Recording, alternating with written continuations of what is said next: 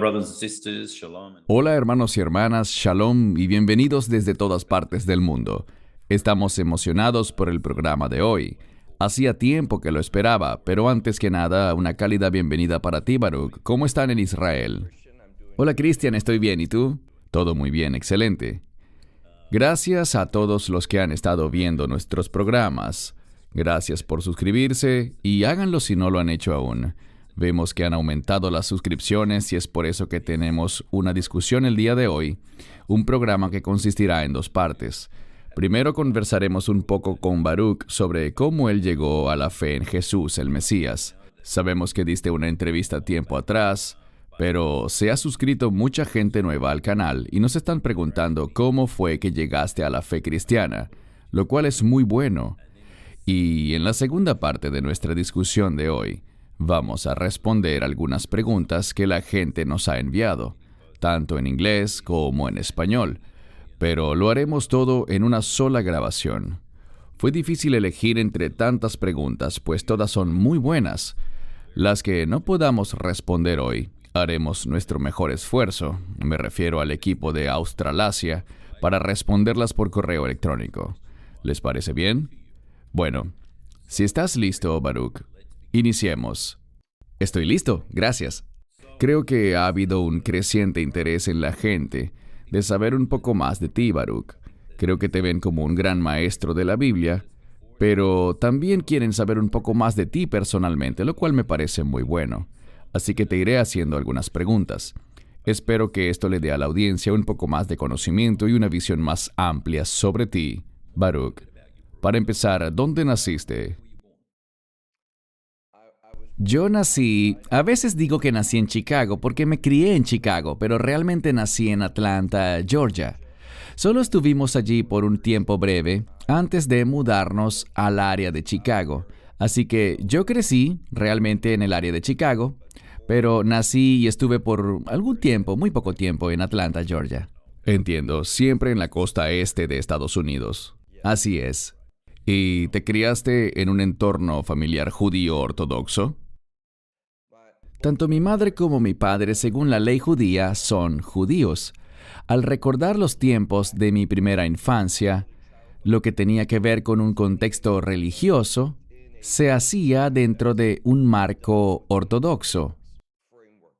No quiere decir que siempre cumplíamos con todo, pero con lo que nos identificábamos tenía que ver coloquialmente, según la ley judía, con algo ortodoxo. Mis padres se han alejado un poco de eso.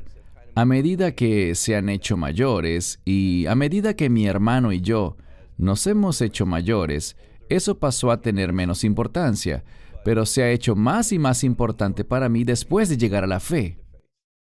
Maravilloso. Y supongo que la pregunta clave aquí, y habrá más preguntas después, pero ¿cómo fue que llegaste a la fe cristiana? Creo que hubo dos cosas que realmente me pusieron a pensar sobre mí mismo en relación con los temas espirituales, con las cosas de Dios. Cuando estaba en mi último año de la secundaria, yo trabajaba en una zapatería de caballeros y la asistente del gerente era una mujer que no era judía, ella era cristiana. Una vez me pidió que la ayudara con la escuela dominical. En su iglesia local ella enseñaba a niños de 5 años. Y yo no la quería ayudar. No tenía ningún interés en eso. Era la temporada de gripe. Tenían pocos trabajadores y me pidió que la ayudara. Pero le dije que no. Me lo volvió a pedir la semana siguiente y era invierno y la gente estaba enferma y a ella le costaba hallar ayudantes. Y me dijo, solo quiero que me ayudes a vigilar a los niños. No tienes que dar clases, no tienes que ser parte de eso. Y a veces decimos cosas que en realidad no son ciertas.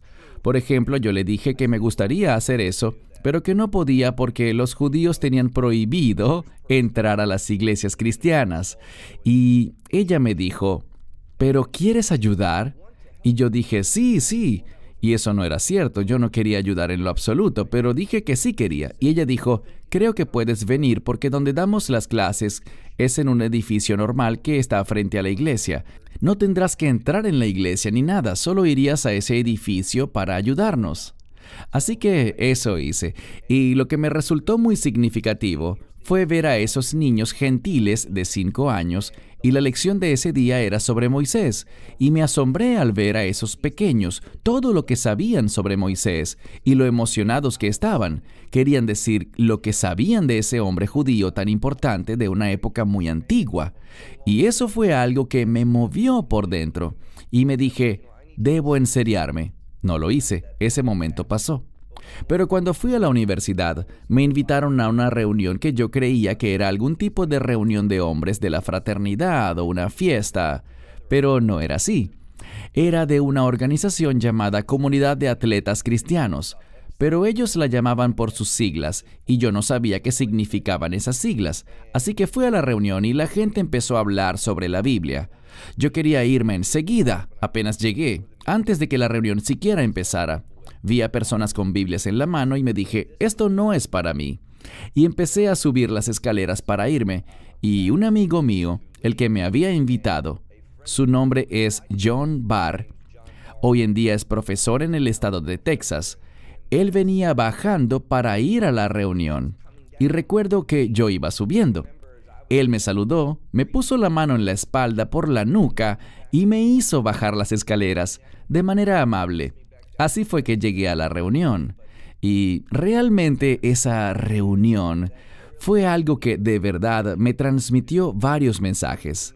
La gente empezó a orar por mí. Me retaron. Creo que lo que más decisivo fue en mi vida fue que me retaron a leer la Biblia. Y así fue que llegué a la fe. Empecé a leer la Biblia, que estaba en hebreo de un lado y en inglés del otro lado. Y cuando hice eso, solo el Antiguo Testamento, ni siquiera el Nuevo, solo el Antiguo. Por leer la Escritura, por las oraciones de la gente, por escuchar los relatos de los Evangelios y lo referente a Yeshua, simplemente me convencí de que Él es el Mesías de Israel. Y así fue como llegué a la fe, leyendo las Escrituras. ¿Estabas solo en ese momento de tu vida cuando dijiste, es momento de que yo entregue mi vida a Jesús? ¿Estabas solo o con otras personas? Bueno, cuando leí, eso ocurrió, creo, de septiembre a diciembre, cuando leí la Biblia. Y recuerdo la fecha, estábamos en la residencia estudiantil. Era el mes de diciembre, la semana de los exámenes finales. Era un sábado por la noche. Y antes de irnos a la biblioteca a estudiar para esa última semana de exámenes, nos pusimos a hablar de temas espirituales, 4 o 5 personas. Y allí estaba otra vez John Barr. Él me dijo, porque ya para ese tiempo yo creía, pero no había hecho el compromiso, no sabía cómo hacerlo, qué era lo que tenía que decir, pero no tenía problemas en admitir que era pecador y que yo creía en que Yeshua, en lo que Él hizo en la cruz, como pago por mi pecado. Yo creía en eso, pero Él me desafió esa noche, como a las 8 de la noche más o menos, a tomar una decisión de reconocer mi pecado, de invitarlo a entrar en mi vida, de afirmar públicamente que yo creía que Él había muerto por mis pecados, que Él había resucitado de entre los muertos y hacer ese compromiso. Así que no estaba solo, habían 3 a 5 personas allí en la residencia, en un área de reuniones, donde hice mi profesión de fe. Y creo que ese fue el día en el que llegué a la fe y fui salvo. No antes de eso, aun cuando ya tenía fe, pero fue hasta que realmente tomé esa decisión de invitarlo a mi vida. Así que habían algunas personas conmigo. ¡Wow! Alabado sea Dios. Parece que el Señor realmente usó a John Barr para acercarte al reino. Oh, ciertamente lo hizo. De hecho, les hago un comentario adicional. Antes del coronavirus, íbamos a estar en Houston, donde él vive. Y logré contactarlo. Mi esposa lo encontró en internet. Le escribimos a su correo para reunirnos, así que espero que la próxima vez que vaya a Texas pueda ir a verlo, porque verdaderamente él tuvo un gran impacto en mi vida. Qué bueno. Si nos estás viendo, John, le damos las gracias a Dios por tu persistencia. Buen trabajo. Ahora bien, tu otra mitad, la encantadora Rivka, a quien he tenido el placer de ver en muchas ocasiones. Ella llegó a la fe cristiana primero, y brevemente dinos cómo fue que ella llegó a la fe. Sí, habían invitado a su mamá, a un grupo de mujeres, un grupo de estudio. Ella fue, y su madre llegó a la fe. Poco después de eso, empezó a compartir su fe con sus hijos. Y para ese momento, Rivka tenía 5 años, así que ella llegó a la fe desde muy pequeña a través del testimonio de su madre. Y creo que todos se imaginan a una niña de 5 años que oye a su madre decir: esto es en lo que creo, esto es lo que deberías hacer para tener una relación con Dios, para que vayas al cielo. Así que ella desde muy pequeña hizo esa profesión de fe. ¡Wow! Alabado sea Dios. Bien, luego de recibir a Jesús como tu Señor y Salvador, ¿cómo impactó eso a la gente que estaba a tu alrededor, incluyendo a tu familia?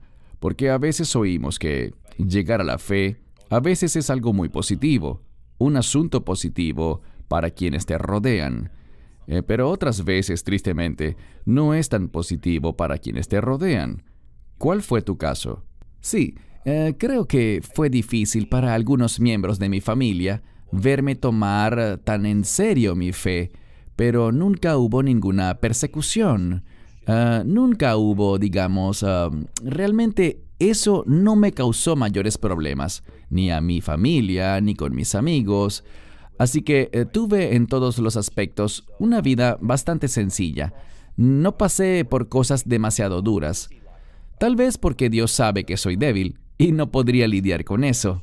No lo sé, pero mi familia ha sido muy comprensiva. Creo que la mayor dificultad con mi madre fue cuando decidimos mudarnos a Israel. Y ella lo vio como un pecado imperdonable que nos lleváramos a sus 3 únicos nietos fuera de Estados Unidos para mudarnos a Israel, donde ya tenemos casi 20 años viviendo. Y mi madre me dijo muy enérgicamente: si te vas a Israel, te sacaré del testamento. Si mi padre fuera alguien como Bill Gates, eso quizás habría tenido mayor impacto en mí, pero no me preocupaba mucho quedar fuera del testamento, así que... En fin, eso fue así lo más difícil que te puedo contar, pero creo que me volvieron a incluir. Maravilloso. Ahora bien, cuando acababas de llegar a la fe cristiana, ¿alguna vez en tu vida te imaginaste que ibas a tener un ministerio como el que tienes ahora? Para nada. De hecho, incluso al venir a Israel, lo que había visualizado que haríamos aquí, aunque hacíamos algo de eso, pero de manera muy distinta, nunca me vi a mí mismo haciendo lo que estamos haciendo ahora, en este nivel en el que lo estamos haciendo, y cómo Dios ha bendecido esto, y los contactos, y todo lo que estamos teniendo. Realmente, sinceramente, nunca lo pensé. Eso demuestra que los caminos de Dios no son los nuestros, ¿cierto? Completamente, es así. Ahora, mucha gente alrededor del mundo te ve como a un gran exponente y maestro de la Biblia, pero ¿ha habido algún momento en tu vida en el que tuvieras una experiencia sobrenatural con el Señor? Yo creo que Dios claramente pone cosas en el corazón de las personas, dirección, nos da deseos. La Biblia dice que Él nos dará sus deseos o nuestros deseos, es decir, que Dios nos da deseos. Sus deseos se convierten en nuestros deseos si caminamos fielmente. Pero en cuanto a experiencias sobrenaturales, compartiré 2. ¿Está bien? Y ambas sucedieron hace mucho tiempo atrás. Una fue cuando estaba sentado en una clase de la universidad. Era una clase de literatura y ese día estábamos hablando de la Biblia y el profesor estaba hablando de la primera esposa de David, que se llamaba Michal, y oí ese nombre y pensé: realmente me gusta ese nombre. Me dije eso a mí mismo. Y hubo algo muy fuerte. Escuché dentro de mi mente algo. Simplemente escuché una frase que decía: a la mujer con la que te vas a casar le gusta el nombre Michal. Esa fue una experiencia muy extraña. Y justo cuando terminó esa clase, aquel día, me levanté y ya yo conocía a Rivka, aunque solo de vista. Se sentaba cerca de mi puesto en el salón de clase, pero nunca habíamos hablado, realmente no habíamos hablado mucho. Para ese momento yo no sabía cuál era su apellido, ni mucho menos. La reconocía de vista y punto. Y cuando nos íbamos, ella estaba frente a mí, y ella no se acuerda de eso, pero se volteó y me dijo, Mijal, me gusta ese nombre. Y tuve que volverme a sentar. Fue algo realmente inusual. Nunca había tenido una experiencia como esa.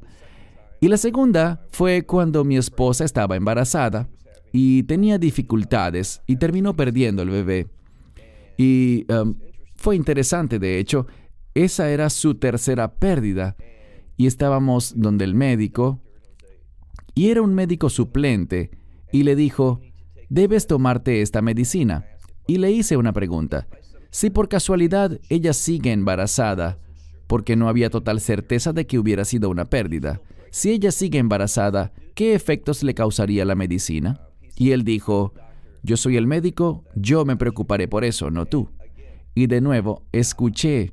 No sé si fue una voz audible o solo fue algo en mi mente, no sabría decirlo, pero escuché de manera sobrecogedora la frase, que no se tome esa medicina.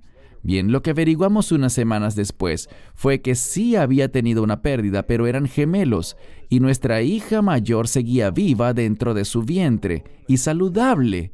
Así que de haberse tomado la medicina, se habría puesto fin a su embarazo, ya que era para que ella limpiara su vientre por dentro, así que habría matado a nuestra hija mayor. Esas fueron las dos experiencias, y al mirar hacia atrás, ciertamente he visto a Dios actuar, y eso, pero en cuanto a experiencias sobrenaturales, realmente donde hubiera habido algo muy especial, serían esas dos, principalmente, las que me vienen a la mente, cuando Dios me mostró con quién iba a casarme y también cuando salvó la vida de mi hija mayor. Bien, Dios es un casamentero y un dador de vida. Amén. Maravilloso. Esta podría ser una pregunta interesante y no quiero ponerte en apuros, Baruch, pero has ministrado y enseñado en muchos países del mundo. ¿Hay algún momento o experiencia en particular que se haya destacado? No pregunto cuál es tu lugar favorito, sino que en las veces que has ido a ministrar, sea una conferencia o una clase, ¿hay algún lugar o experiencia que haya sido singular? A nosotros nos invitaron a ir a Albania, en su ciudad capital, Tirana. Creo que lo dije bien. Y se había cancelado. Pero ya habíamos hecho reservaciones y decidimos ir.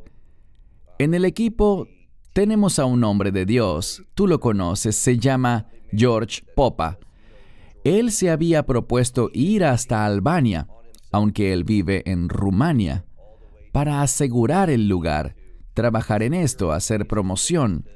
Se suponía que íbamos a trabajar con una organización allá para creyentes y líderes en Albania, hombres de fe que iban a participar también en esto.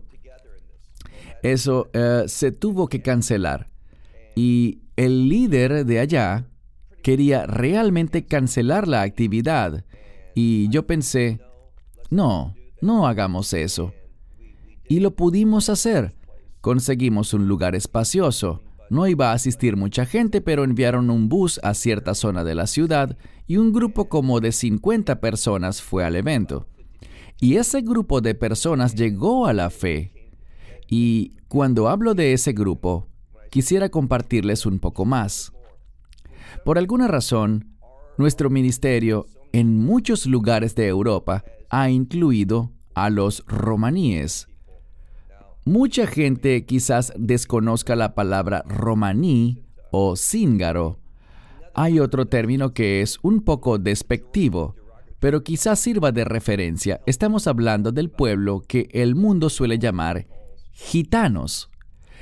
Y Dios ha hecho posible que mantengamos una relación con esa comunidad en particular en tantos lugares diferentes.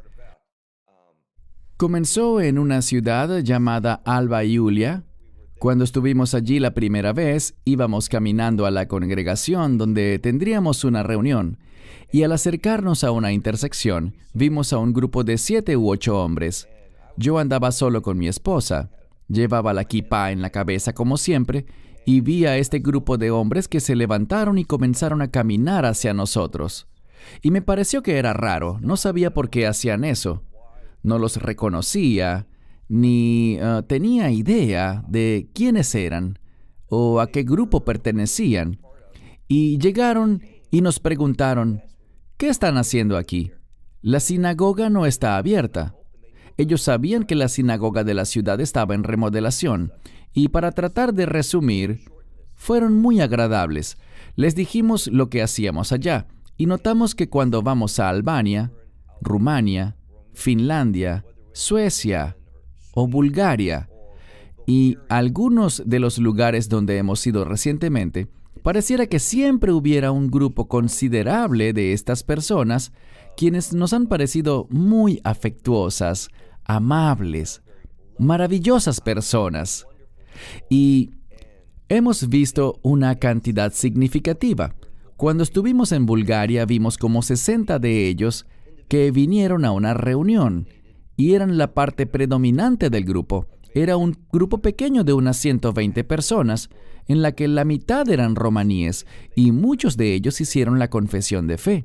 Lo mismo pasó en lo que les contaba en Albania. Era un grupo pequeño, asistieron muy pocas personas, excepto por este grupo que llegó en bus. Y muchos de ellos llegaron a la fe. Así que Dios ha obrado a través de nuestro ministerio para lograr un pequeño impacto, en cierta manera, en ese grupo de personas. Y muchos los ven como que también son judíos. Y es algo controversial.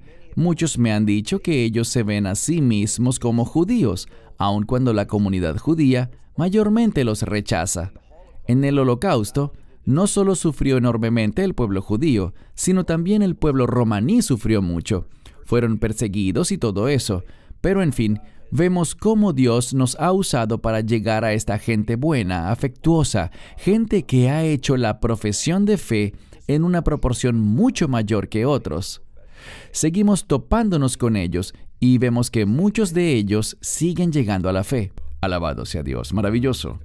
Solo un par de preguntas más sobre ti antes de iniciar la sección de preguntas y respuestas de la audiencia. Luego de tantas horas, tantas escrituras estudiadas, tanto tiempo enseñando y estudiando, debe haber algún pasaje de la escritura que se distingue de los otros, que es tu favorito. Quizás no, pero te hago la pregunta, ¿tienes algún pasaje favorito en la Biblia? Puedo decir que uno de mis libros favoritos es el libro de Daniel, pero mi pasaje favorito de la Escritura es Gálatas 1:10, donde Pablo dice, «Si yo aún estuviera intentando agradar a los hombres, no sería un servidor de Dios». Ese pasaje realmente se me ha quedado grabado como una de las escrituras fundamentales. No andemos agradando a los hombres. Hagamos lo mejor que podamos para ser servidores de Dios. Y dejemos, como dice Charles Stanley, dejemos las consecuencias en manos de Dios. Ese pasaje en Gálatas 1:10 y ese principio que nos enseña el Dr. Stanley acerca de obedecer a Dios y dejar las consecuencias en sus manos, creo que es una de las cosas más profundas que más ha impactado mi vida y las decisiones que tomo. Maravilloso. Solo dos breves preguntas más, ya no referentes a la fe, son solo preguntas que me han hecho y te las haré a ti. Si no estuvieras en un ministerio, ¿en qué otra profesión trabajarías? Supongo que la gente piensa que yo sería un vendedor de autos usados o algo así, pero no. Te digo, lo que yo pensaba hacer cuando estaba en la universidad, me estaba preparando para entrar en la política, porque sentí que ese era un modo de ejercer influencia en una comunidad, entre las personas. Así que, si no estuviera haciendo esto, y seguro que perderemos suscriptores ahora, pero probablemente estaría involucrado en la política de alguna manera. Bien, excelente. Última pregunta, ¿te gustan más los gatos o los perros? Me gustan mucho más los perros, sin duda alguna.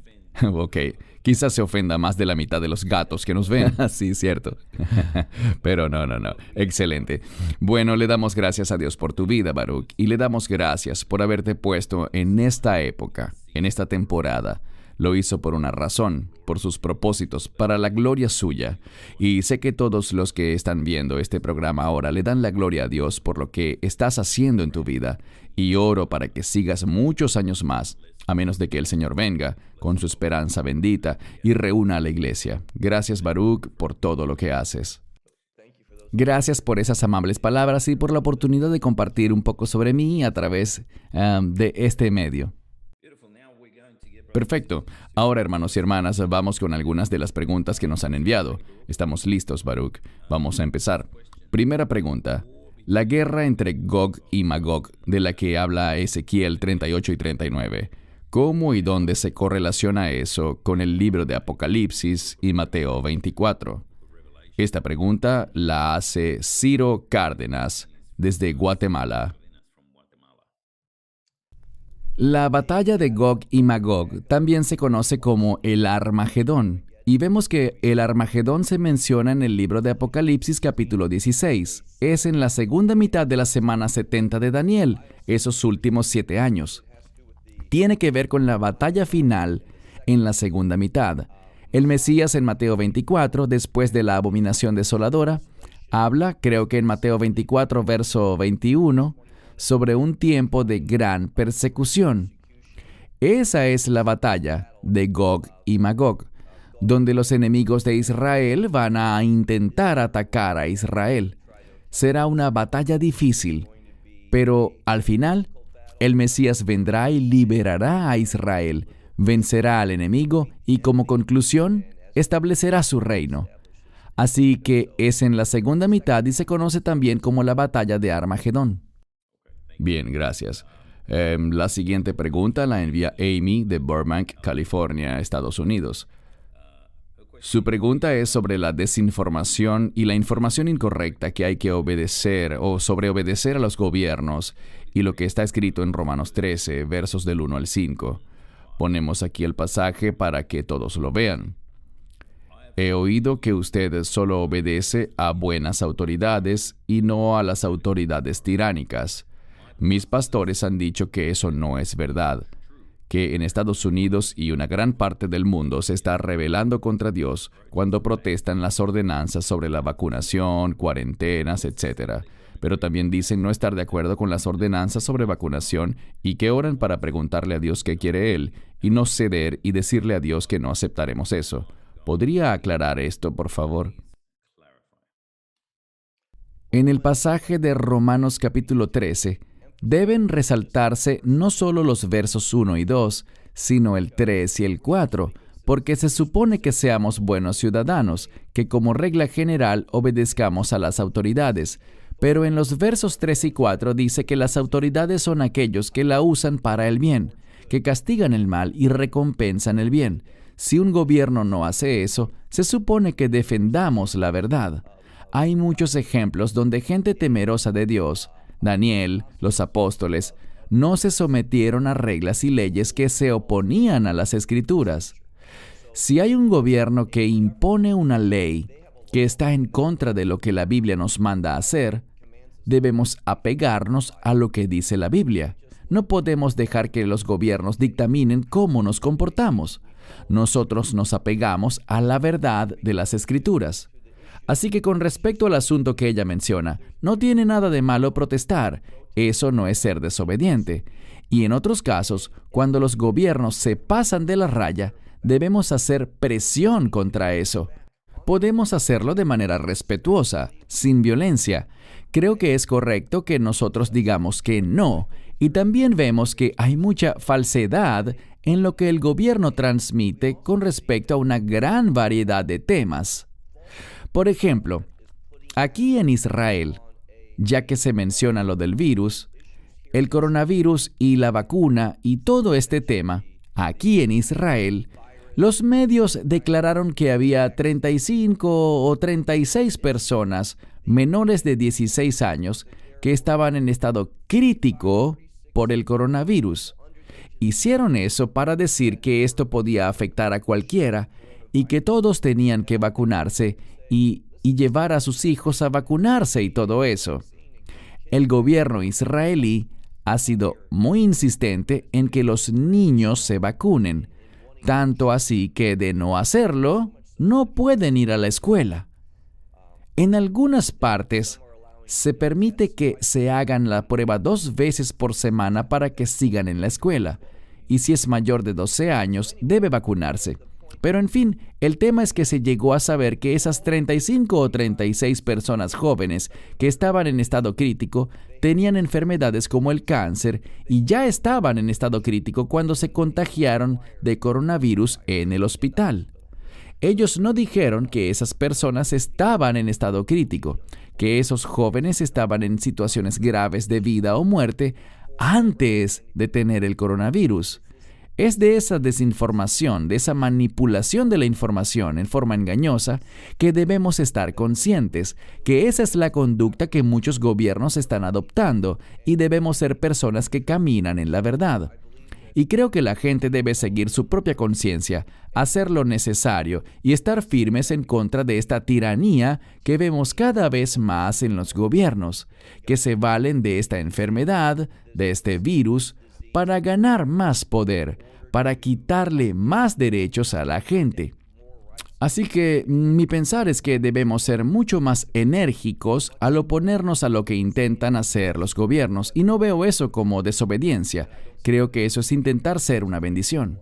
Sí, y creo que como comentario adicional me he encontrado con unos cuantos pastores y maestros que no están obligando, pero que están incentivando a su congregación a vacunarse y siempre usan como respuesta: si amas a tu prójimo, harás lo mejor para ellos. ¿Qué dirías en este caso? Mira, la semana pasada estuvimos en la ciudad de Ascalón dando un seminario sobre la Cena del Señor. Y una de las mujeres nos dijo que su sobrina había fallecido pocos meses atrás porque se había puesto la segunda dosis de la vacuna, y una de las consecuencias o efectos secundarios en algunas personas es una infección cardíaca. Yo no soy médico, no comentaré sobre temas médicos, pero ella empezó a tener problemas cardíacos, lo cual es una de las consecuencias que se han estado comentando. Ella sufrió un ataque al corazón y murió, y las autoridades no permitieron que le hicieran una autopsia completa. La enterraron enseguida, y la causa de muerte fue el coronavirus. Son cosas como esas, y yo creo que cada persona, individualmente, y aquí en Israel no hay un consenso entre los creyentes acerca de este asunto. ¿Debe uno ponerse la vacuna o debe no ponérsela? Mi postura es que las personas deben orar al respecto y según el Señor les dirija, las personas pueden decidir que no por varias razones. Puede que decidan ponérsela. Para ser franco en esto, yo me puse la vacuna. No lo hice por ninguna razón relacionada con asuntos de salud, sino que lo hice por una razón principal. Y es que, al principio, dijeron que si uno se vacunaba, podría viajar. No tendrías que hacerte todas estas pruebas, no tendrías que hacer un montón de cosas, sería algo más normal. Nosotros pensamos que eso era importante para nuestro trabajo, poder viajar. No pensé en ningún momento que esa vacuna fuera buena o mala, o que fuera perjudicial o no.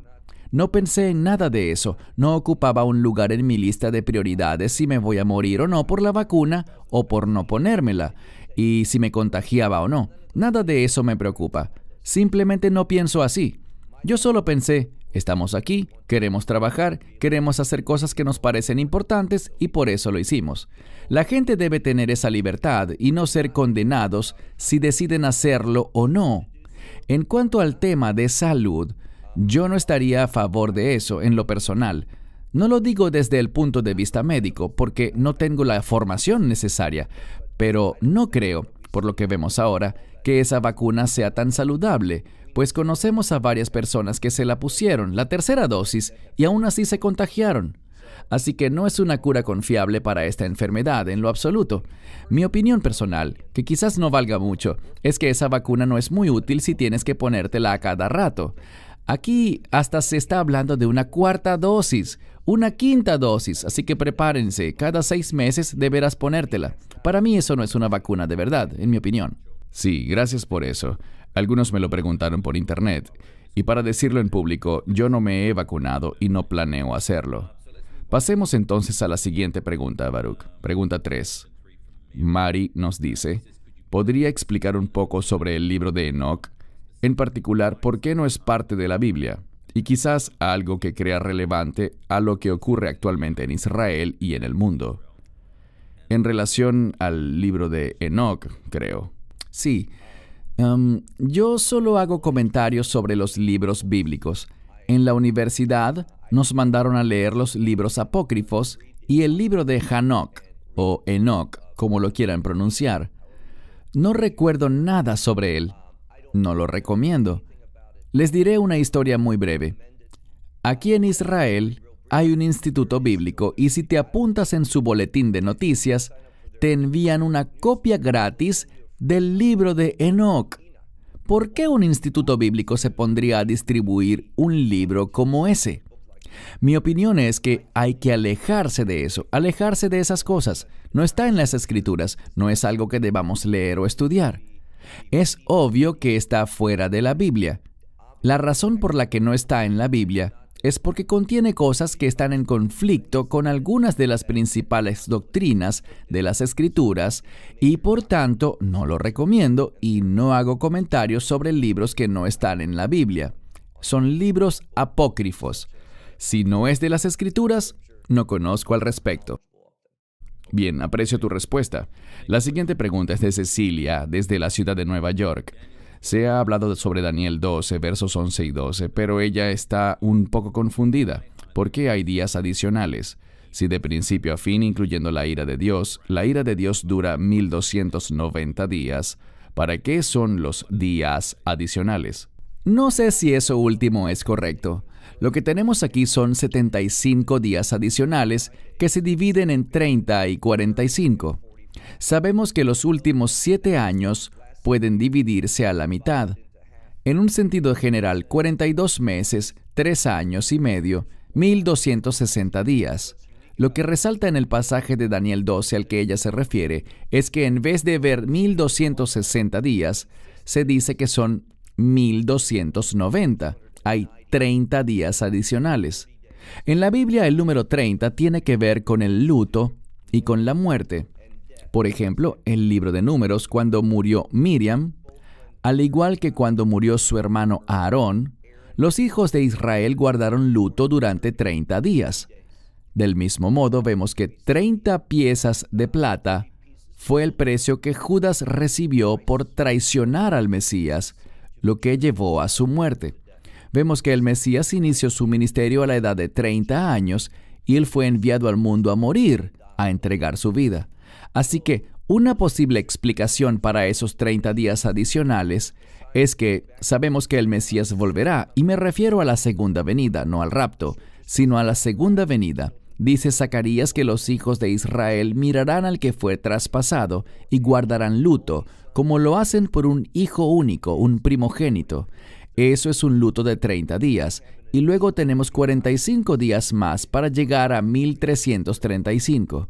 Y dice, bienaventurado el que espere y llegue a ese periodo de tiempo. Son 75 días adicionales. Muchos enseñan, no solo yo, sino mucha gente ha señalado que puede que en Zacarías 13 haya una referencia al Yom Kippur, esa inmersión, ese manantial que se abre. Por tradición, la preparación para Yom Kippur es un día nacional de inmersión, y vemos algo de eso en Zacarías capítulo 13. Y del Yom Kippur al Hanukkah siempre hay 75 días, todos los años. Hanukkah es la fiesta de la dedicación. Vemos que históricamente fue cuando el templo que había sido profanado fue purificado, dedicado y volvió a estar en servicio. Sabemos que la abominación desoladora ocurrirá en el punto medio, y luego, al transcurrir 1335 días de eso, tendremos la inauguración del reino de Dios. Por eso dice, bienaventurado el que llega a ese momento.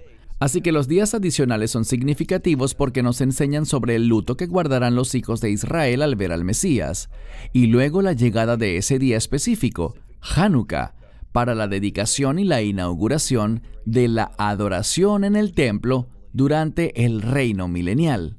Bien, gracias. La siguiente pregunta es de Steve, desde Reino Unido. Él dice, ¿podría explicar el pasaje de Colosenses 1, verso 20, sobre lo que parece ser una misión extendida de reconciliación a través de la cruz con los que están en el cielo? ¿Esto tiene relación con Hebreos 9:23? Ese es otro pasaje que no entiendo. Sí, creo que Steve va por buen camino. Creo que su razonamiento y a lo que él está aludiendo está en lo correcto. Lo que vemos aquí es que esos dos versículos hablan del ministerio del Mesías, no solo aquí, y no necesariamente a los que están en el cielo, sino que sabemos que el Mesías dijo, luego que resucitó, no me toquen, aún no he ascendido hasta el Padre. Vemos que de la misma manera en que Moisés inauguró o puso en acción la adoración en el tabernáculo, e hizo eso a través de la purificación con sangre, sabemos que eso es un patrón de lo que hay en el cielo. Así que muchos eruditos creen que después de que el Mesías murió, ascendió al cielo para purificar, y uno diría, ¿para qué habría que purificar algo en el cielo? Está la rebelión de Satanás y los ángeles.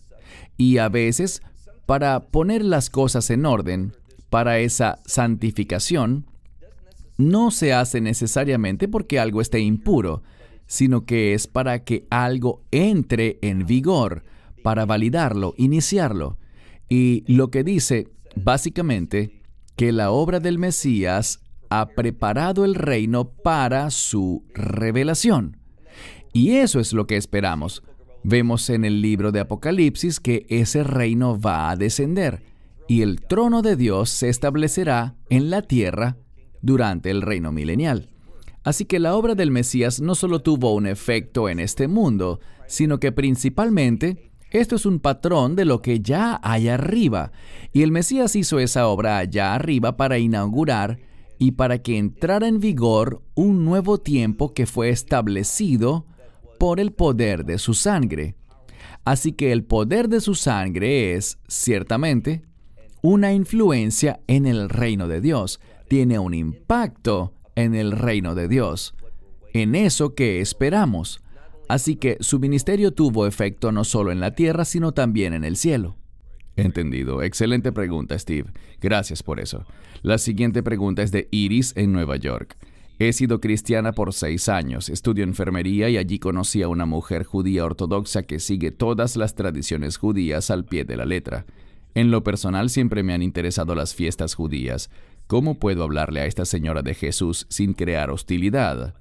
Creo que le añadiré otra pregunta de alguien más que es similar a esta. Mucha gente pone mucho énfasis en que hay que tener cuidado en cómo ministras y cómo evangelizas a los judíos. Lo hacen ver como que si tuvieras que andar con un extremo cuidado. ¿Cuál es tu respuesta ante esta situación, Baruch? Una de las mejores maneras, y lo que hacemos aquí en Israel, es que hago muchas preguntas. Y es bueno no tener esa intención de ofender a nadie. No queremos hacer nada que hiera a alguien o que los haga sentir innecesariamente incómodos. A veces al hablar pondremos a alguien incómodo. Eso es parte de esto. Pero ese no es el objetivo. Y una de las maneras de aliviar eso es preguntarle a esa persona ciertas cosas. Te he visto haciendo esto. Leí en las Escrituras esto otro. Y quizás con más énfasis en el Antiguo Testamento. Acabamos de terminar la fiesta de Sukkot, la fiesta de los tabernáculos. Quizás preguntar de eso. Oye, leí esto aquí, ¿puedes ayudarme? He visto que cuando haces preguntas y pides ayuda, muestran una gran disposición a responder, a compartir. Eso abre el diálogo, forja una relación. Y esa mujer que nos escribe que es muy tradicional y observante, puede empezar a conocer, creo que me dijiste que se llama Iris, que ha sido creyente desde hace 6 años en Nueva York. Ella puede conocer lo maravillosa que es Iris, que está llena de amor, del amor de Dios, y que se preocupa por su compañera de trabajo. Ella podrá ver eso. Mi consejo es que la manera más fácil de hacerles llegar la palabra de Dios es haciendo preguntas. ¿Cómo ves esto? Leí esto, pero no sé si entendí bien. ¿Me ayudarías? ¿Qué opinas al respecto? ¿Por qué haces tal y tal cosa? estoy muy interesada en esto. Veo estas cosas que tienen que ver con las Escrituras.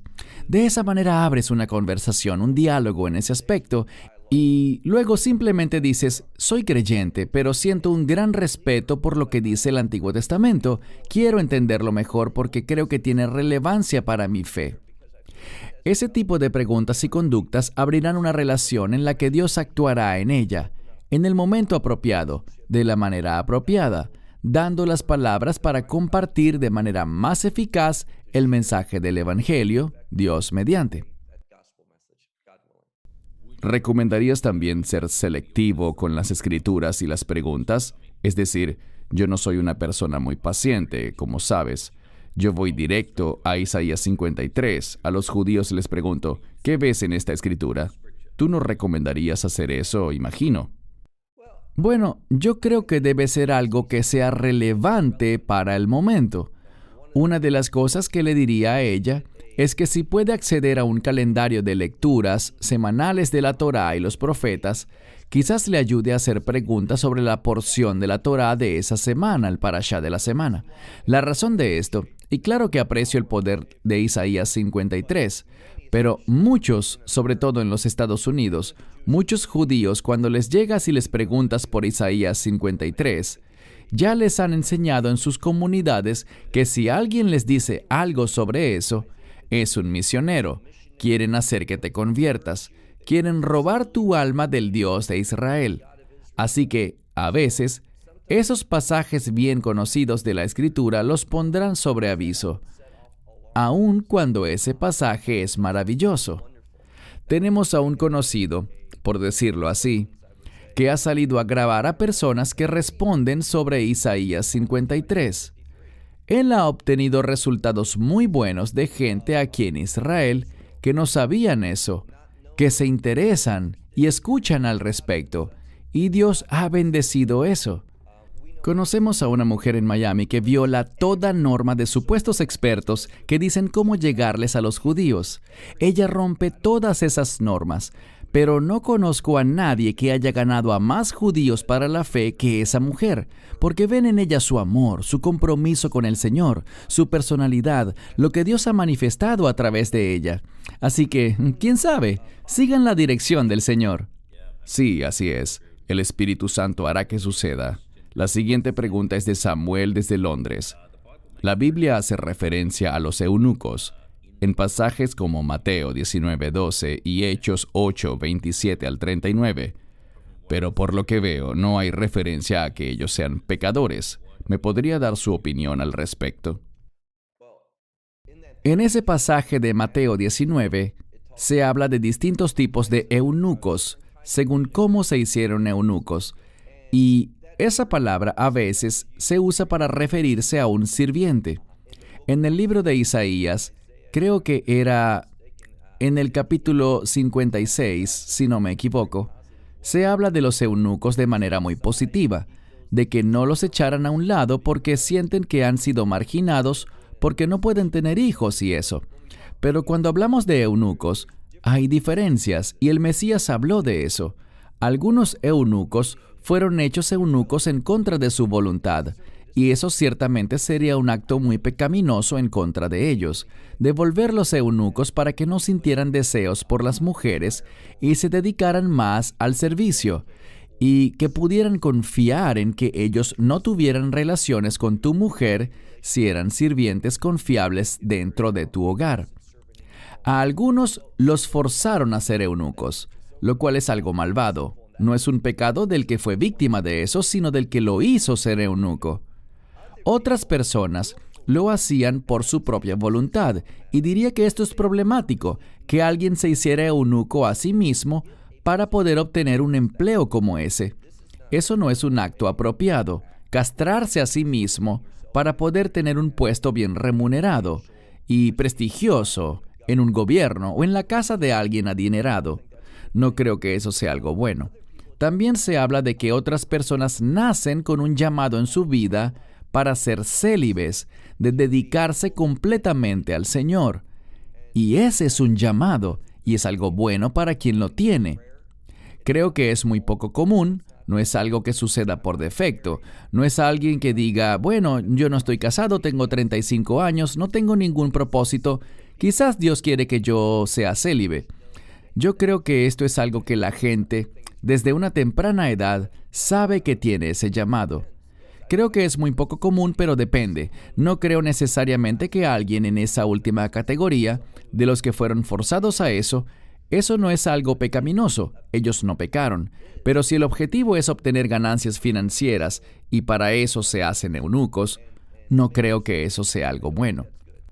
Pero bíblicamente, vemos que los eunucos, como dice el libro de Isaías, tienen un lugar especial en el corazón de Dios, aun si hicieron una elección incorrecta. Dice que Dios no los ha marginado. Siempre hay una forma de regresar.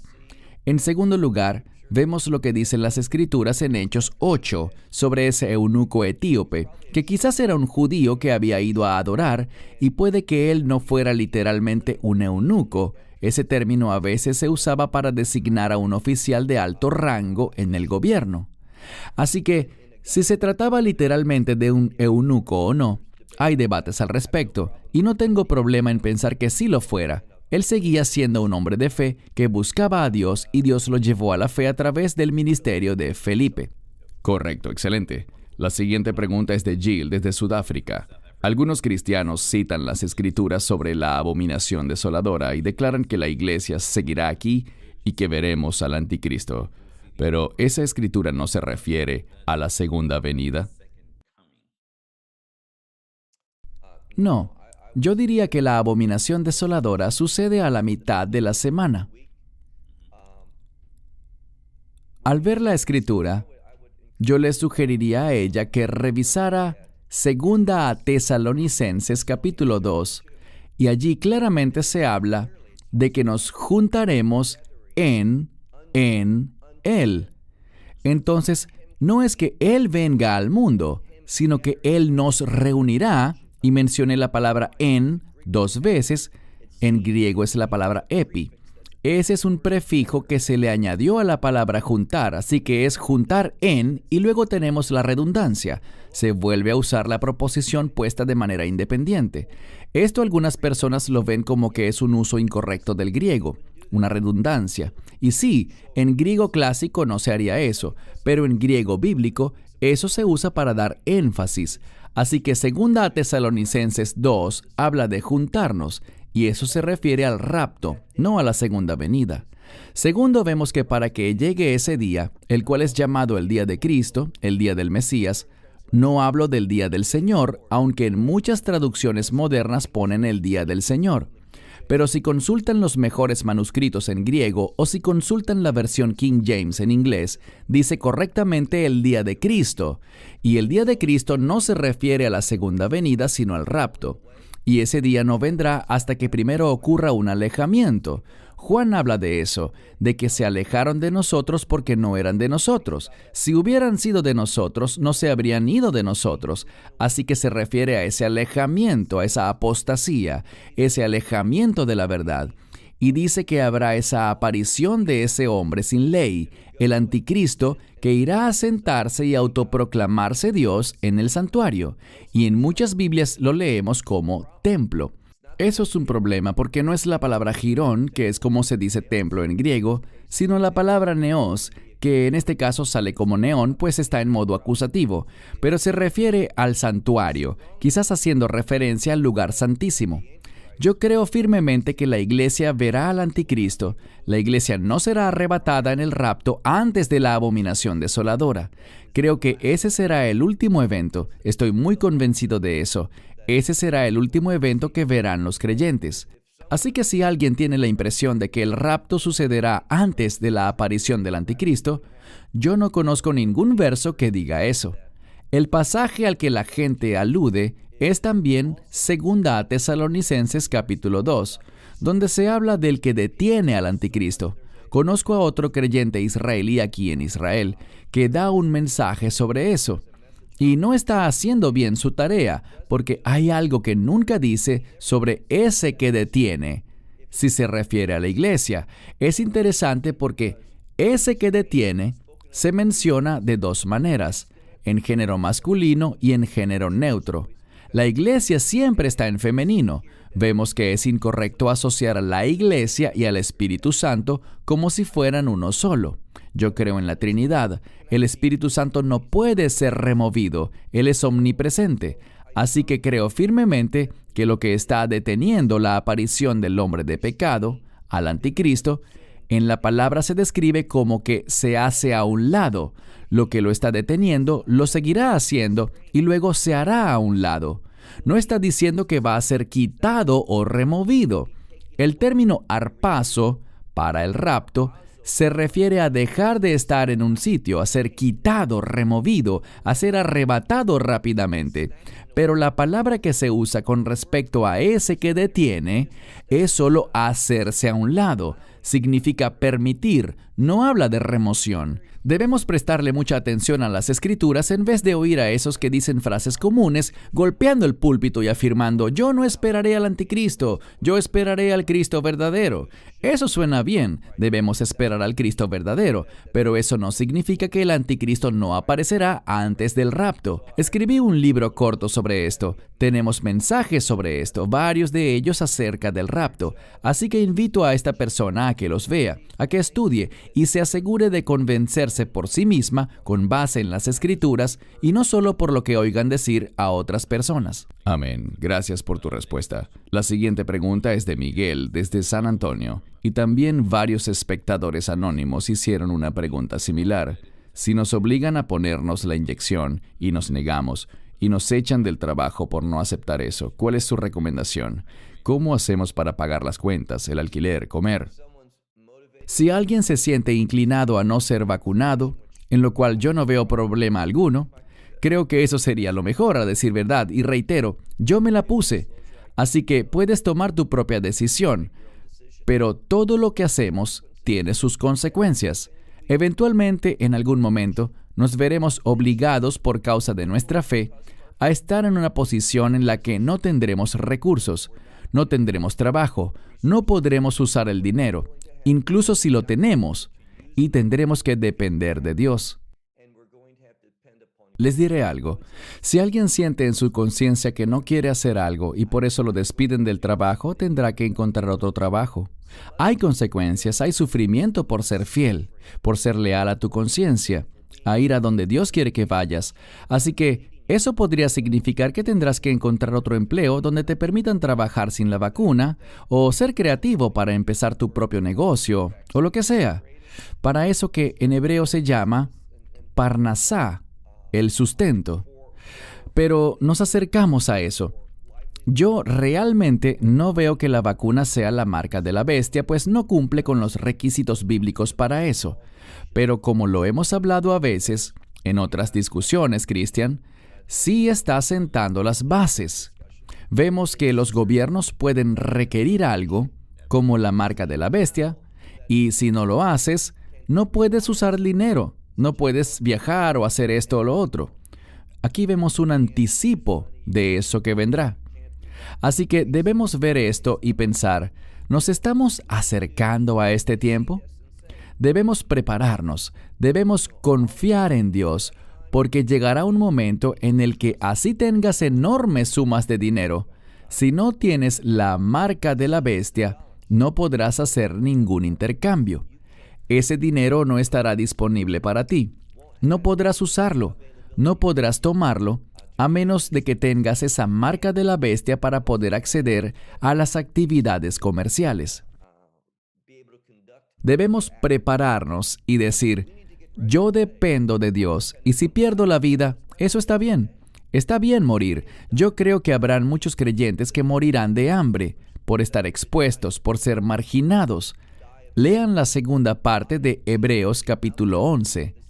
Lo que les pasó a grandes hombres de fe que fueron marginados. Prepárense, eso vendrá. Y les diré esto. Si leemos la parábola de las 10 vírgenes en el verso 5, una de las cosas que allí destacan no es que el Mesías llegó antes de lo pensado. Eso es lo que muchos creen, que el rapto nos tomará por sorpresa.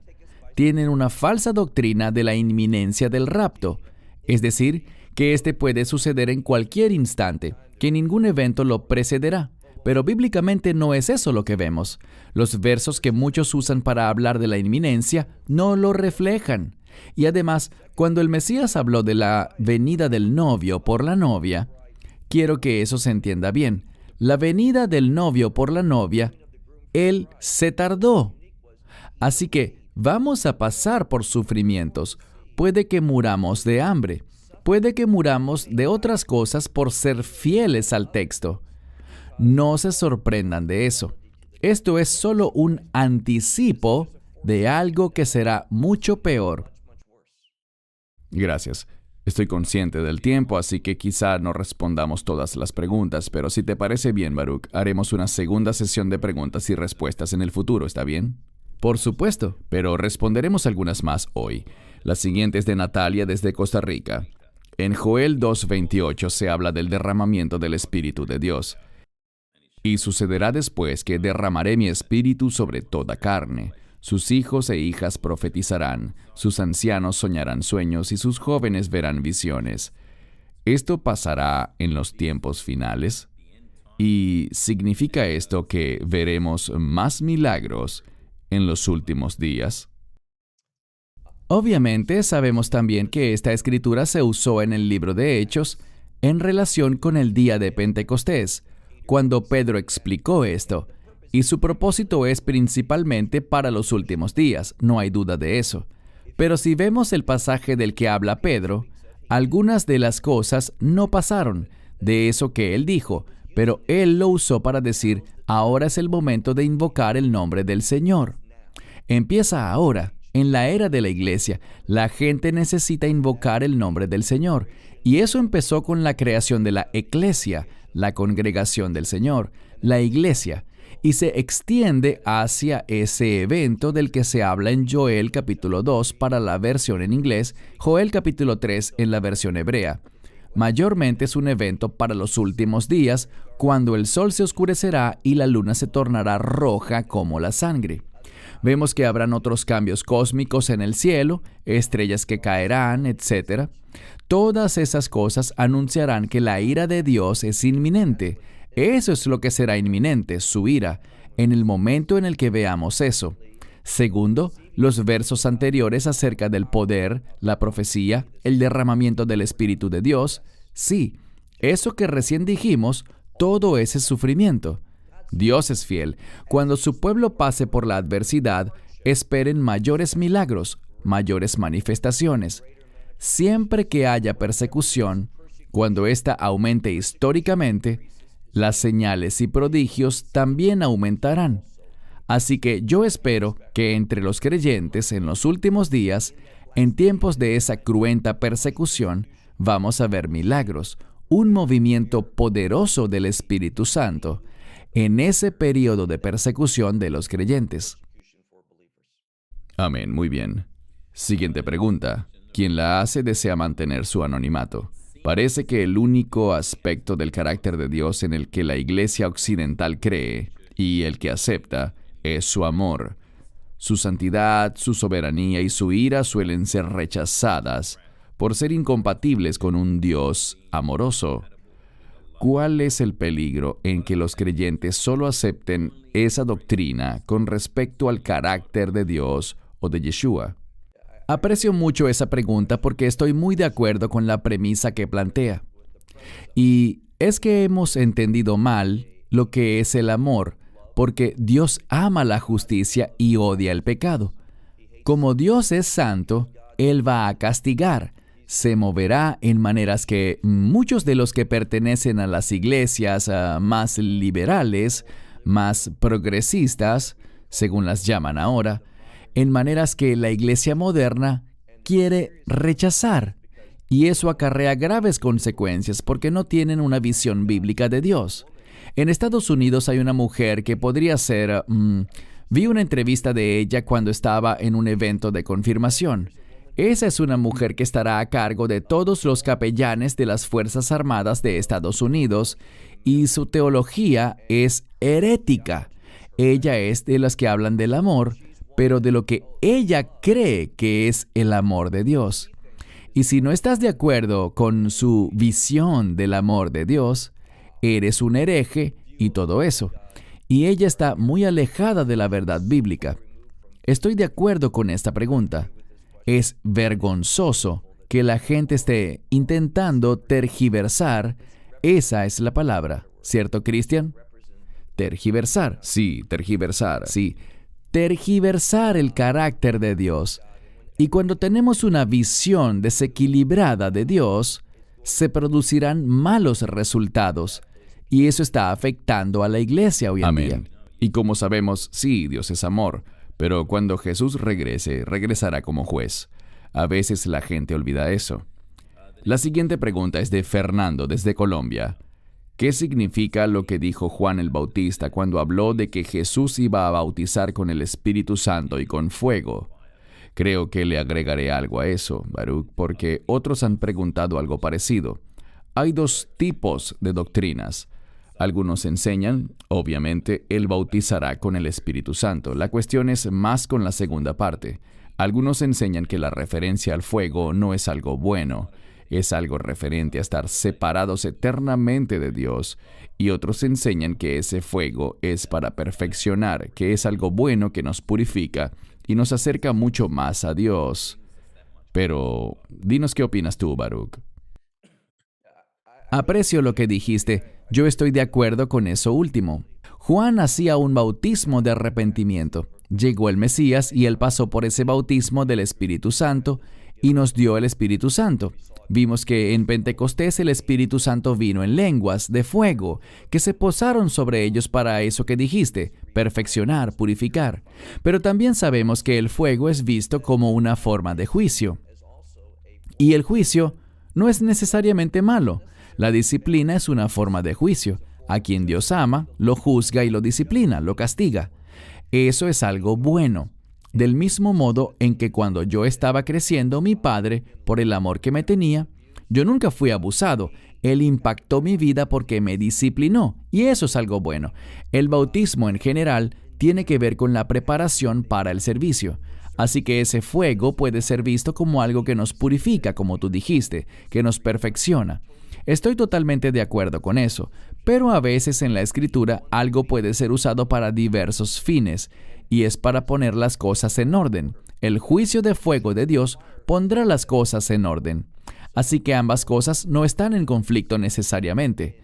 Ese perfeccionamiento consume aquellas cosas. Hay cosas en mi vida actualmente que Dios necesita que sean quemadas, de las que necesito deshacerme, y Él está ministrando de esa manera para todos los creyentes, así que yo lo miraría de esa forma. Bien, gracias. La siguiente pregunta es de Denise en Perth, Australia Occidental. Se habla mucho de falsos profetas en estos días, y estoy de acuerdo con eso. Yo también. Sin embargo, ¿acaso la Biblia no nos enseña sobre los dones del Espíritu y sobre todo buscar con ansias el profetizar? Sí, y yo no veo conflicto en esto. Debemos desear tener verdad profética, saber de ella, hablar de ella. Ahora bien, creo que muchas veces el profeta moderno es aquel capaz de discernir profecía en la Escritura, que es relevante para cierta situación. Y no digo con esto que Dios esté limitado, solo que no le da escritura a la gente en el sentido de escribir nuevas escrituras. Ese no es el caso, claro está. El canon está cerrado. Pero Dios puede dar palabras de sabiduría, puede darle palabras proféticas a las personas que sean nuevas, frescas, no dudo de eso. Pero lo que hablábamos en la primera parte de la pregunta es de que habría muchos falsos profetas. Van a aumentar los falsos profetas. Y eso no significa que no debamos desear ser usados por Dios como un verdadero profeta. Pareciera que cuando Dios se mueve en una dirección, el enemigo se mueve en otra. Así que no hay conflicto aquí. Solo se está diciendo lo que hace el ministerio del Espíritu Santo en ciertas personas que son llamadas a ejercer este rol. Y vemos que el enemigo tendrá falsos profetas y bíblicamente sabemos que hay una tendencia a que haya más profetas falsos que verdaderos. Sí, sobre todo como lo hemos denunciado en videos de discusiones anteriores, sobre esos que profetizaban que Dios les había dicho que Trump sería reelegido enseguida para un segundo mandato y cosas así, o sobre gente como Kenneth Copeland, que en marzo de 2020 dijo que el coronavirus se había acabado, y aún hay gente que sigue ese ministerio. En fin, me estoy desviando del tema. Jenny García Martínez desde Honduras pregunta, ¿el diezmo es aplicable a la iglesia en la actualidad? Bueno, Baruch, disculpa, antes de que respondas, creo que mucha gente usa la escritura de Malaquías para decir, traigan los diezmos al alfolí y les derramaré bendiciones, se abrirán las ventanas del cielo. Muchos de los que predican sobre prosperidad usan ese pasaje en específico. Así que es una buena pregunta. ¿Es aplicable el diezmo a la iglesia en la actualidad? Es una buena pregunta. De hecho, las preguntas que hemos visto hoy han sido realmente excelentes, de personas serias que desean conocer y buscar la verdad. Espero que podamos ayudarlos en eso un poco, en cierto modo, poderlos asistir. Sobre esta pregunta, hay un término, la hermenéutica, que viene a ser el estudio de la metodología de la interpretación de las Escrituras. Es interesante, hay muchos pastores que dicen que ya no estamos regidos por la ley, es cierto. Eso significa que no estamos bajo el juicio de la ley. La palabra bajo en esa frase implica juicio. Pero en un sentido, caminamos bajo el régimen nuevo del Espíritu que no está en conflicto con la ley, pero no va necesariamente de acuerdo con la letra de la ley. El diezmo era algo que se hacía en el templo para los sacerdotes, específicamente. Había varios tipos de diezmo. No tenemos un sacerdocio activo en Israel hoy en día. Sabemos que se habla de que somos un sacerdocio de creyentes, pero no los tenemos en ese otro sentido. Así que es imposible diezmar. No hay un lugar en Israel para eso. El templo no existe. No hay líderes del templo hoy en día entre los sacerdotes. Pero, ¿es el diezmo un buen principio? Sí. ¿Lo debemos hacer tal como dice la letra de la ley? Enviándolo a Jerusalén, los 2 diezmos y hay un tercero también. ¿Hacemos eso? No podemos hacerlo hoy en día, pero es un muy buen principio tener un monto mínimo para dar. Si alguien dice, ¿es bueno dar el 10% de tus ingresos para la obra de Dios? Claro que sí. Ese es un buen punto de partida. ¿Dios honrará eso? Yo creo que ese es un buen deseo del corazón, que muestra obediencia. ¿Es obligatorio diezmar hoy en día? No. Pero yo creo que la gente que realmente desea servir a Dios usará eso, verá ese principio y lo aplicará bajo la guía del Espíritu Santo en su vida para sus donaciones. Dar es algo que también se enseña en el Nuevo Pacto, así como en el Antiguo. Así que ¿estamos obligados a diezmar por la ley? No. ¿Ese es un principio bueno para nuestra vida? Sí. Excelente, buena respuesta. Y Dios ama al dador alegre, pero recuerdo que Derek Prince dijo una vez que Dios no recibe tus propinas, pero creo que tu respuesta fue excelente, Baruch. La siguiente pregunta es de Leslie. Es un poco larga, pero creo que es importante. Somos de los que no se han vacunado. Hemos tomado esa decisión basada en razones personales y espirituales. Hablábamos sobre la persecución, la exclusión y el odio que se ha manifestado hacia los no vacunados. Recibimos acusaciones de no amar al prójimo. Creo que comentamos un poco sobre eso, pero es una buena pregunta. Y de actuar de manera egoísta. Hemos hablado de lo difícil que es todo esto y nos cuesta entender qué es lo que está pasando. Uno de nosotros comentó que los creyentes serán perseguidos en los tiempos finales y que eso sería tan claro que se nos pediría renunciar a nuestra fe cristiana como la única manera de salvarnos o morir. Todos estuvimos de acuerdo. También hablamos de hacer el sacrificio de recibir esa inyección en contra de nuestra voluntad para complacer a los demás. Mi pregunta es, ¿tiene alguna opinión o comentario al respecto? Creo que ya hablaste un poco de esto, pero si quieres extenderte un poco más, Baruch, hazlo. Bien, quiero decirles que mi corazón y mis oraciones están con la gente que siente que no debe ponerse la vacuna. Apoyo eso. Creo que es correcto si el Señor los conduce por esa vía por la razón que sea. No vacunarse no es un acto egoísta, no es una falta de amor. La gente debe ser libre de tomar las decisiones médicas que sientan que son correctas para ellos. Creo que lo que sucede ahora, con esos que dicen que es por falta de amor, me parece que es muy ofensivo para la gente.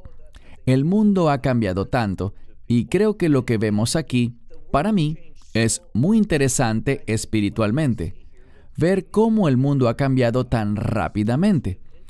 Nadie habría imaginado un escenario como este 5 años o 10 años atrás. Y, bueno, yo me crié en los Estados Unidos y ahora vivo en Israel. Pero en Estados Unidos, el hecho de poder elegir no hacer servicio militar por tu conciencia, eso era permitido antes. La gente podía no estar de acuerdo, pero estaba permitido. La libertad para tomar decisiones médicas, de tomar tus propias decisiones. Lo triste es que, y me saldré un poco por la tangente, yo no creo que sea una decisión médica matar a un niño que no ha nacido, que aún está en el vientre. Esa no es una decisión médica. En mi mente, eso es asesinato. Nadie tiene el derecho de hacer eso. Pero ellos se valen de la consigna mi cuerpo, mi decisión para eso. Pero cuando se trata de la vacuna, desechan todo eso.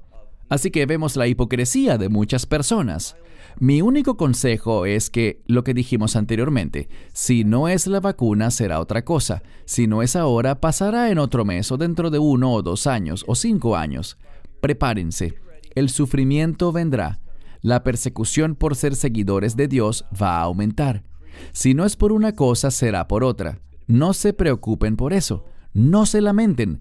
Solo dense cuenta de que esto es un precursor de lo que se convertirá en la norma. Será un tiempo de mucho odio, hostilidad e insultos. Eso lo vemos hoy. Si eres defensor de la moralidad bíblica, eres un intolerante. Si dices la verdad de las Escrituras sobre muchos asuntos, eso en muchos sitios es visto como incitación al odio. Lo que siempre digo es que ellos tienen derecho de llamarme intolerante. Está bien, yo apoyo su derecho a hacer eso. Ellos pueden tener su opinión, pero eso no me cambiará a mí. No dejen que los insultos de la gente o lo que digan de ustedes los impacte. Estén convencidos en sus mentes, esto es lo que Dios quiere para mí. Esta es la acción hacia la que Dios me está conduciendo. Alégrense por eso y cuando sufran y los persigan, hagan de eso un motivo de alegría. No es fácil, pero sé que les dará una mayor intimidad y comunión con el Espíritu Santo. Al sufrir a causa de su fe, verán que aumentará el gozo y esa intimidad con Dios. Amén. Bien dicho. Gracias, Baruch. Les pido disculpas, hermanos y hermanas, si no tuvimos tiempo de contestar su pregunta. Como dije antes, haremos el esfuerzo de responder sus preguntas porque valoramos que se tomaran el tiempo de escribirnos. Muchas gracias. Antes de cederte el turno, Baruch, también te doy las gracias por compartir tu testimonio. Sé que fue un breve resumen, pero creo que la gente fue bendecida al oírlo directamente de ti. Gracias por responder estas preguntas. Yo también he sido bendecido. Te doy la palabra para tus comentarios de cierre.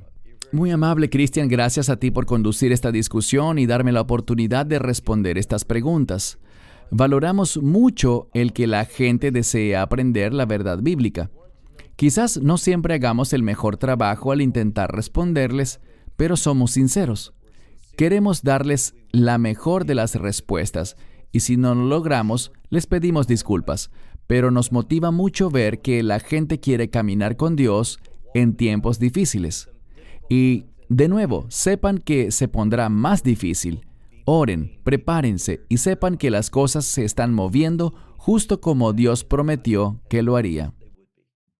Amén. Gracias, hermanos y hermanas. En nombre de Baruch, desde Israel y del mío propio aquí en Sydney, Australia, quisiera cerrar con una cita de las Escrituras.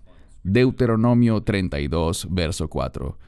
Él es la roca, su obra es perfecta, porque todos sus caminos son justicia, un Dios de verdad y sin injusticia. Justo y recto es Él. Ánimo, hermanos y hermanas, y de parte de todos nosotros, Shalom. Dios mediante, nos veremos pronto. God willing, we'll see you soon. Esperamos que te hayas edificado con el mensaje de hoy y lo compartas con otros. Te invitamos a seguir nuestros estudios cada semana por este canal y por el portal de YouTube de Amarás a Israel. También puedes descargar nuestra aplicación móvil gratuita, Mi Estudio Bíblico. Finalmente, para obtener más información sobre nosotros, visita nuestra web amarasaisrael.org, donde encontrarás otras conferencias de Baruch en audio, video y texto. Hasta el próximo programa. Que el Señor te bendiga en Yeshua HaMashiach, Jesús el Mesías mientras caminas con Él. Shalom desde Israel.